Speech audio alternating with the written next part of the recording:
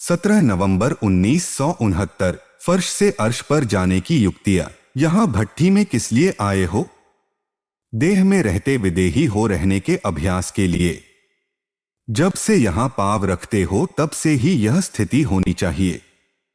जो लक्ष्य रखा जाता है उसको पूर्ण करने के लिए अभ्यास और अटेंशन चाहिए। बाप दादा हरेक को नई बात के लिए ही बुलाते हैं। अधर कुमारों को विशेष इसलिए बुलाया है, पहले तो अपना जो गृहस्थ व्यवहार बनाया है उसमें जो उल्टी सीढ़ी चढ़ी है उस उल्टी सीढ़ी से नीचे उतारने के लिए बुलाया है, और उल्टी सीढ़ी से उतारकर फिर किस में चढ़ाना है? अर्श से फर्श पर, फिर फर्श से अर्श पर। उल्टी सीढ़ी का कुछ न कुछ जो ज्ञान रहता है उस ज्ञान से अज्ञानी बनाने के लिए, और जो सत्य ज्ञान है उसकी पहचान देकर ज्ञान स्वरूप बनाने के लिए बुलाया है। पहले उतारना है फिर चढ़ाना है। जब तक पूरे उतरे नहीं हैं तो चढ़ भी नहीं सकते। सभी बातों में अपने को उतारने के लिए तैयार हो।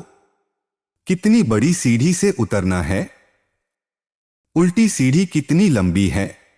अभी तक जो पुरुषार्थ किया है उसमें समझते हो कि पूरी ही सीढ़ी उतरे हैं कि कुछ अभी तक उतर रहे हो। पूरी जब उतर जाएंगे तो फिर चढ़ने में देरी नहीं लगेगी, लेकिन उतरते उतरते कहां न कहां ठहर जाते हो। तो अब समझा किस लक्ष्य से बुलाया है। 63 जन्मों में जो कुछ उल्टी सीढ़ी चढ़े हो वह पूरी ही उतरनी पड़े। फिर चढ़ना भी है। उतरना सहज है व चढ़ना सहज है। उतरना सहज है व उतरना भी मुश्किल है। अभी आप जो पुरुषार्थ कर रहे हो वह उतर कर चढ़ने का कर रहे हो कि सिर्फ चढ़ने का कर रहे हो? कुछ मिटा रहे हो, कुछ बना रहे हो। दोनों काम चलता है ना। आपको मालूम है लास्ट पौड़ी सीढ़ी कौन सी उतरनी है? इस देह के भान को छोड़ देना है। जैसे कोई शरीर के वस्त्र उतारते हो तो कितना सहज उतारते हो, वैसे ही यह शरीर रूपी वस्त्र भी सहज उतार सको और सहज ही समय पर धारण कर सको। सबको यह अभ्यास पूर्ण रीति से सीखना है। लेकिन कोई कोई का यह देह अभिमान क्यों नहीं टूटता है? यह देह का चोला क्यों सहज नहीं उतरता है? जिसका वस्त्र तंग टाइट होता है तो उतार नहीं सकते हैं। यह भी ऐसे ही है। कोई न कोई संस्कारों में अगर यह देह का वस्त्र चिपका हुआ है अर्थात तंग टाइट है तब उतरता नहीं है।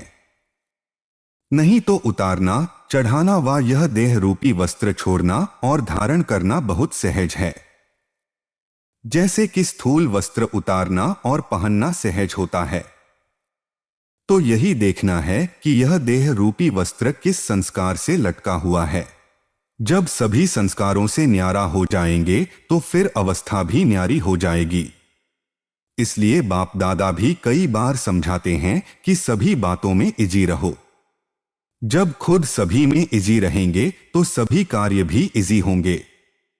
अपने को टाइट करने से कार्य में भी टाइटनेस आ जाती है। वैसे तो जो इतने समय से पुरुषार्थ में चलने वाले हैं उन्हों को अब बहुत ही कर्तव्य में न्यारापन आना ही चाहिए। अभी इस भट्ठी में जो भी टाइटनेस है वह भी, और जो कुछ उल्टी सीढ़ी की पौड़ियां रही हुई हैं वह उतारना भी और फिर लिफ्ट में चढ़ना भी। लेकिन लिफ्ट में बैठने के लिए क्या करना पड़ेगा? लिफ्ट में कौन बैठ सकेंगे? बाप के लिए सारी दुनिया में लायक बच्चे ही श्रेष्ठ सौगात है। तो लिफ्ट में चढ़ने के लिए बाप की गिफ्ट बनना और फिर जो कुछ है वह भी गिफ्ट में देना पड़ेगा। गिफ्ट देनी भी पड़ेगी और बाप की गिफ्ट बनना भी पड़ेगा, तब लिफ्ट में बैठ सकेंगे। समझा? अभी देखना है दोनों काम किए हैं, गिफ्ट भी दी है और गिफ्ट बने भी हैं। गिफ्ट को बहुत संभाला जाता है और गिफ्ट को शोकेस में सजा कर रखते हैं। जैसी जैसी गिफ्ट वैसी वैसी शोकेस में आगे आगे रखते हैं। आप सभी भी अपने आप को ऐसी गिफ्ट बनाओ जो लिफ्ट भी मिल जाए और इस सृष्टि के शोकेस में सभी से आगे आ जाओ। तो शोकेस में सभी से आगे रहने के लिए अधर कुमारों को दो विशेष बातों का ध्यान में रखना पड़ेगा। शोकेस में चीज रखी जाती है उसमें क्या विशेषता होती है? अट्रैक्टिव, एक तो अपने को अट्रैक्टिव बनाना पड़ेगा और दूसरा एक्टिव। यह दोनों विशेषताएं खास अधर कुमारों को अपने में भरनी हैं। यह दोनों गुण आ जाएंगे तो फिर और कुछ रहेगा नहीं। कहां कहां एक्टिव बनने में कमी देखने में आती है? तो इस भट्ठी से विशेष कौन सी छाप लगाकर जाएंगे? यही दो शब्द सुनाया, अट्रैक्टिव और एक्टिव। अगर यह छाप लगाकर जाएंगे तो आपकी एक्टिविटी भी बदली होगी। जितनी जितनी यह छाप व ठप्पा पक्का लगाकर जाएंगे उतनी एक्टिविटी भी पक्की और बदली हुई देखने में आएगी। अगर ठप्पा कुछ ढीला लगाकर जाएंगे तो फिर एक्टिविटी में चेंज नहीं देखने में आएगी। यह तो सुना था ना, भट्ठी में आना अर्थात अपना रूप रंग दोनों बदलना है। भट्ठी में जो चीज आती है उनकी जो बुराई होती है वह गल जाती है। जो असली रूप है, असली जो कर्तव्य है, वह यहां से लेकर के जाना। वह कौन सा रूप है? क्या बदलेंगे?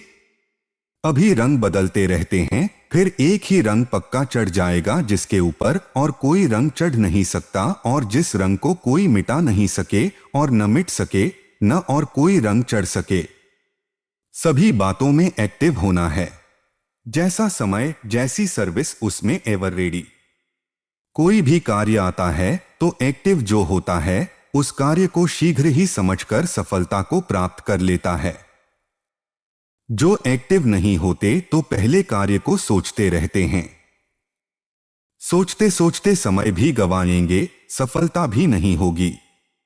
एक्टिव अर्थात एवर रेडी, और वह हर कार्य को परख भी लेगा, उसमें जुट भी जाएगा और सफलता भी पालेगा। तीनों बातें उसमें होंगी। जिसमें भारीपन होता है उनको एक्टिव नहीं कहा जाता। पुरुषार्थ में भारी, अपने संस्कारों में भारी, उनको एक्टिव नहीं कहा जाएगा। एक्टिव जो होगा वह एवर रेडी और इजी होगा। खुद इजी बनने से सब कार्य भी इजी, पुरुषार्थ भी इजी हो जाता है। खुद इजी नहीं बनते तो पुरुषार्थ और सर्विस दोनों इजी नहीं होते, मुश्किलातों का सामना करना पड़ता है। सर्विस मुश्किल नहीं, लेकिन अपने संस्कार, अपनी कमजोरियां मुश्किल के रूप में देखने में आती हैं। पुरुषार्थ भी मुश्किल नहीं, अपनी कमजोरियां मुश्किल बना देती हैं। नहीं तो कोई को सहज, कोई को मुश्किल क्यों भासता? अगर मुश्किल ही है तो सभी को सभी बातें मुश्किल हो, लेकिन वही बात कोई को मुश्किल, कोई को सहज क्यों? अपनी ही कमजोरियां मुश्किलात के रूप में आती हैं। इसलिए यह दो बातें धारण करनी हैं। अट्रैक्टिव भी तब बन सकेंगे जब पहले अपने में विशेषताएं होंगी।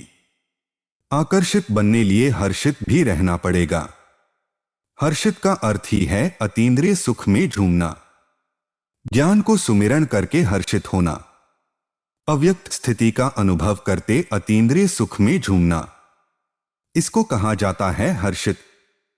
हर्षित भी मन से और तन से, दोनों से होना है। ऐसा जो हर्षित होता है वही आकर्षित बनता है। प्रकृति और माया के अधीन न होकर दोनों को अधीन करना चाहिए। अधीन हो जाने के कारण अपना अधिकार खो लेते हैं। तो अधीन नहीं होना है, अधीन करना है, तब अपना अधिकार प्राप्त करेंगे, और जितना अधिकार प्राप्त करेंगे उतना प्रकृति और लोगों द्वारा सत्कार होगा। तो सत्कार कराने लिए क्या करना पड़ेगा? अधीनपन छोड़कर अपना अधिकार रखो। अधिकार रखने से अधिकारी बनेंगे, लेकिन अधिकार छोड़कर के अधीन बन जाते हो, छोटी छोटी बातों के अधीन बन जाते हो, अपनी ही रचना के अधीन बन जाते हैं। लौकिक बच्चे तो भले हैं, लेकिन अपनी ही रचना अर्थात संकल्पों के अधीन हो जाते हैं। जैसे लौकिक रचना से अधीन बनते हो, वैसे ही अब भी अपनी रचना संकल्पों के भी अधीन बन जाते हो। अपनी रचना कर्मेंद्रियों के भी अधीन बन जाते हो। अधीन बनने से ही अपना जन्म सिद्ध अधिकार खो लेते हो ना। तो बच्चे बने और अधिकार हुआ। सर्वदा सुख, शांति और पवित्रता का जन्म सिद्ध अधिकार कहते हो ना। अपने आप से पूछो कि बच्चा बना और पवित्रता, सुख, शांति का अधिकार प्राप्त किया। अगर अधिकार छूट जाता है तो कोई बात के अधीन बन जाते हो। तो अब अधीनता को छोड़ो, अपने जन्म सिद्ध अधिकार को प्राप्त करो। यह जो कहते हो कब प्रभाव निकलेगा, यह प्रभाव भी क्यों नहीं निकलता, कारण क्या? क्योंकि अब तक कई बातों में खुद ही प्रभावित होते रहते हो। तो जो खुद प्रभावित होता रहता है उसका प्रभाव नहीं निकलता। प्रभाव चाहते हो तो इन सभी बातों में प्रभावित नहीं होना, फिर देखो कितना जल्दी प्रभाव निकलता है। अपनी एक्टिविटी से अंदाजा निकाल सकते हो। ऐसा सौभाग्य सारे कल्प में एक ही बार मिलता है। सतयुग में भी लौकिक बाप के साथ रहेंगे, पारलौकिक बाप के साथ नहीं। 84 जन्मों में कितना श्रृंगार किया होगा, भिन्न भिन्न प्रकार के बहुत श्रृंगार किए। बाप दादा का स्नेह यही है कि बच्चों को श्रृंगार कर शोकेस में सृष्टि के सामने लाएं। जब सभी संपूर्ण बनकर शोकेस अर्थात विश्व के सामने आएंगे तो कितने सजे हुए होंगे। सतयुग का श्रृंगार नहीं, गुणों के गहने धारण करने हैं।